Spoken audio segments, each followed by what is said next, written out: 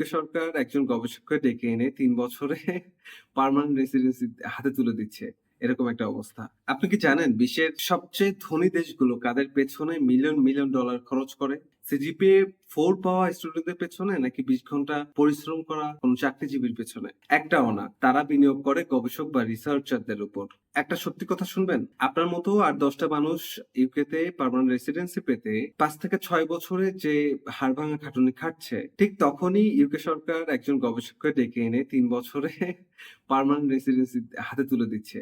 এরকম একটা অবস্থা। কোন কোম্পানির স্পন্সরশিপের ভয় নেই, কোন একটা খাঁচায় আটকে থাকার বাধ্যবাধকতা নেই। এটা ইউকে সরকারের অফিসিয়াল গ্লোবাল ট্যালেন্ট ভিসার নিয়ম। কিন্তু আমি জানি আপনার মনে এখন একটা প্রশ্ন আসছে যে ভাই রিসার্চ তো রকেট সায়েন্স, এটা পণ্ডিতদের কাজ, এটা আমার কাজ না। এই ভুল ধারণার কারণেই আপনি আজ পিছিয়ে আছেন। রিসার্চ কোনো কঠিন বইয়ের পড়া না। Research is the ultimate power of out of the box thinker. আপনি যদি এমন একজন হন যিনি সাধারণ ভিড়ের অংশ হয়ে জীবন পার করতে না চান, তবেই রিসার্চ আপনার জন্য। আপনি যদি চান বিদেশি স্কলারশিপের জন্য কাউকে তেল না মেরে নিজের মেধা জোরে বিশ্বের টপ র্যাঙ্ক ইউনিভার্সিটিতে পড়তে, তবে রিসার্চ আপনার জন্য। ইউকে কেন ৩ বছরে গবেষকদের স্থায়ী বসবাস দেয় জানেন? কারণ তারা জানে রয়্যাল সোসাইটি বা ইউকেআরআই এর মতো প্রতিষ্ঠানে ৩০,০০০ পাউন্ডের গবেষণা ফান্ড পাওয়া একজন মানুষের ভ্যালু আর ৪-৫টা ডিগ্রির চেয়ে কয়েক হাজার গুণ বেশি। তারা জানে একজন গবেষক চাকরি না করলেও সেলফ এমপ্লয়েড হয়ে একটি দেশের অর্থনৈতিক চাকা ঘুরিয়ে দিতে পারে। আজকের দুনিয়ায় জাস্ট একটা